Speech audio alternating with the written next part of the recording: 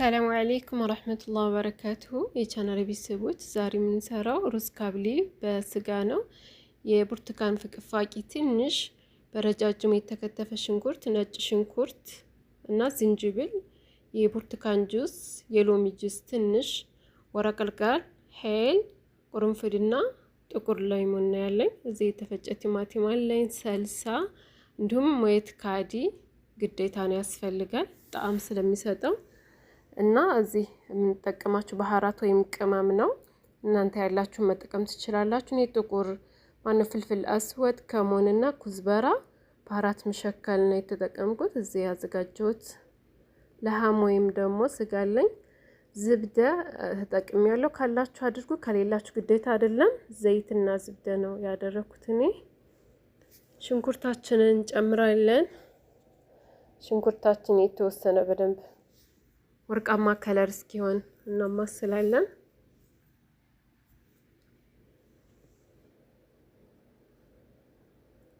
በዶሮ መስራት ትችላላችሁ።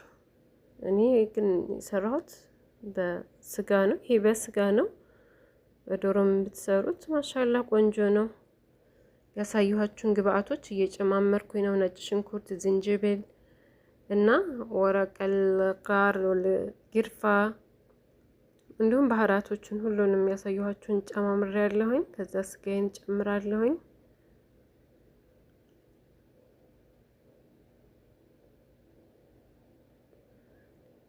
የተወሰነ ስጋው ጠበስ እስኪልልን ድረስ እንደዚህ እናማስለዋለን።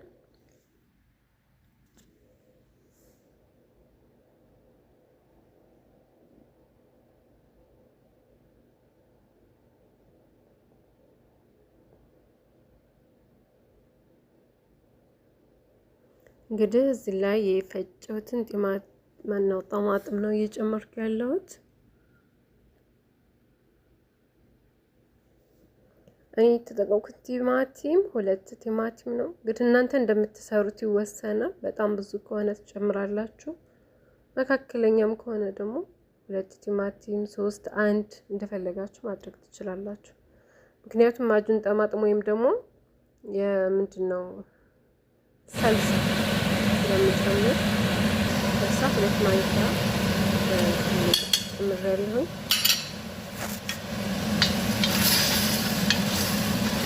ላይሙን አታብዙ። ብርቱካን ነው የተጠቀምኩት፣ 2 ብርቱካን ነው።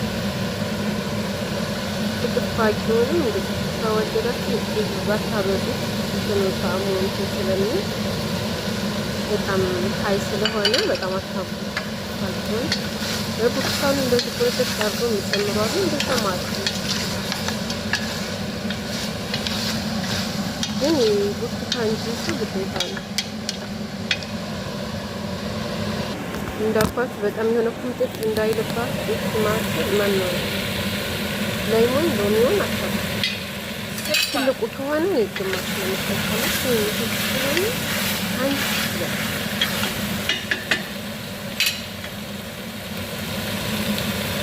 ላይሞን ጨመርኩ። በቃ ውሃውን ጨምራለሁ። እንደዚህ ካለ ካቁላላም በኋላ ሌሞን ጁስ አንስና እንዳልኳችሁ ይወጣል ትንሽ እና ማለት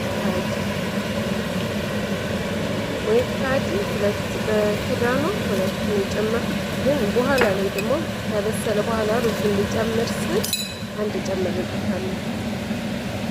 ምክንያቱም ማሻላ እዚህ ጣዕም ነው ዋናው የሩዝ ካብሊ ጣዕሙ ወይ ካዲ ነው ይታያል።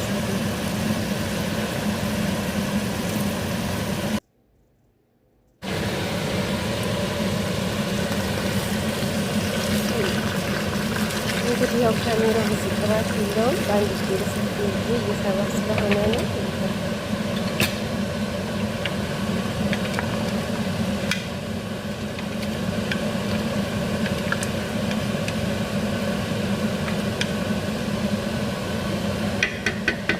ውሃ በጣም አታብዙት። ምክንያቱም ሩዝን ለብቻ የተወሰነ ግማሽ ያክል ስለምናበስል ግማሹን ከባድ ሩብ ያክል ስለምናበስል ውሃ አታብዙት። ጣዕሙን በጣም መካከለኛ አድርጋችሁ እኔ እንግዲህ ደግ ወይም ደግሞ ኩከር በሚባለው ድስት ነው የሰራሁት። እስኪ 40 ደቂቃ ነው፣ 40 ደቂቃ ይመስላል። እዚህ የሚያስፈልገን ከለር ቢጫ ከለር ትንሽ፣ በጣም ትንሽ። ይህንን በሞይ ካሉ እንበጠብጥና አስቀምጣለሁ። በዘይት ሳይሆን በሞይ ካሉ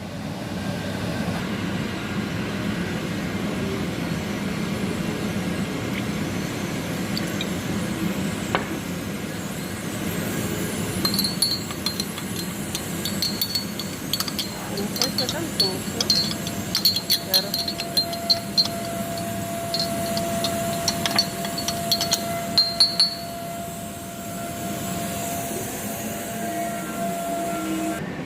እዚህ ሩዝ አጥቤ ሩዜን ኖርማል እና ግማሽ ያክል አበስለዋለሁ። ዘፍስፌዋለሁ ለ20 ደቂቃ ያክል። ከዛ ትንሽ ሩዛችን እናቆየዋለን። ምንድነው ስንዘፈዝፈው ሩዙ የተወሰነ ይረዝምልናል እና የሆነ ልባ ይሆን ጠቀኝ ይላል። እዚህ ዘይት ወይም ደግሞ ጅጅ ማረግ ትችላላችሁ። ቁርንፉልና ወረቀል ካር ነው ያረኩት። ዘይት እንጂ ውሃ ትጨምሩና ሩዝ ያክል ነው የምታበስሉት። ከበሰለ በቂ ነው።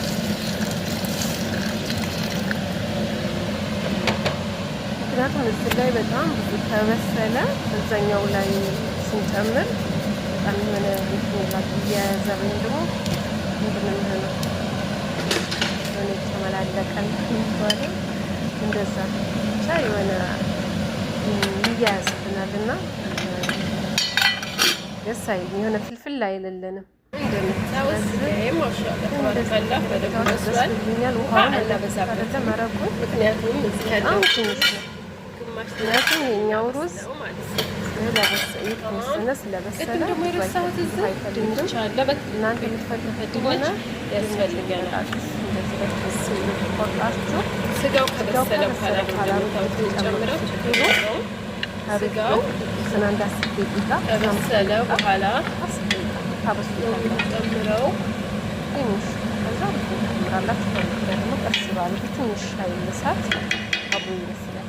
ይጣፍጣል። ጨዋችንን ቀንሰን እንላለን። ግን ደግሞ ከፈለጋችሁ ይጣፍጣል።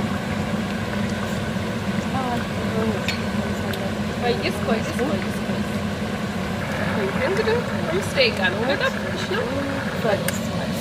አሁን ላወጣውና በጣም ትንሽ ነው።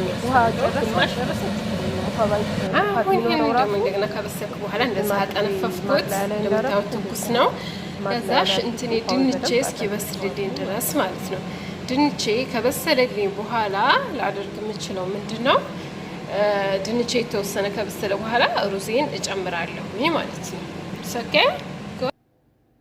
እንደምታዩት ነው። ውሃው በጣም ትንሽ ነው። ሩዜን እጨምራለሁ። በጣጥሴ በስሎልኛል። ድንች በስሏል። አሁን ቅድም ያጠነፈኩትን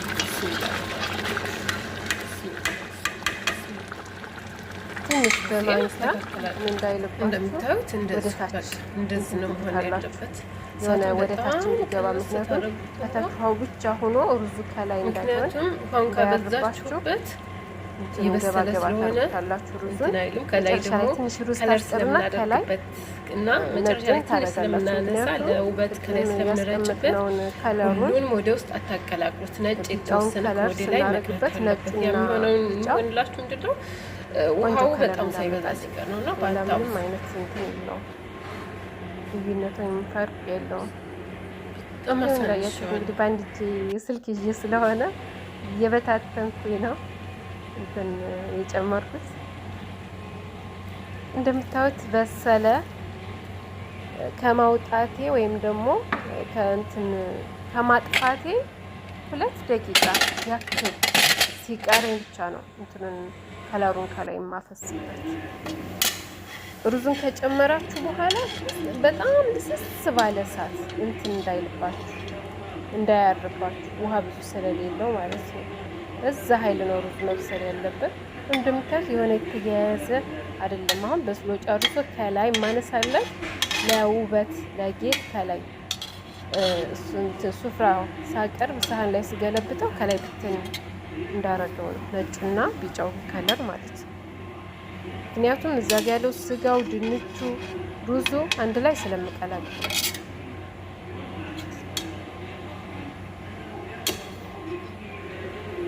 እንደምታዩት እንደዚህ ቀንሽ አስቀምጫለሁኝ። ጨርሼ ሳህናዬ ላይ በርፌ እንደዛ አዘጋጅቻለሁኝ።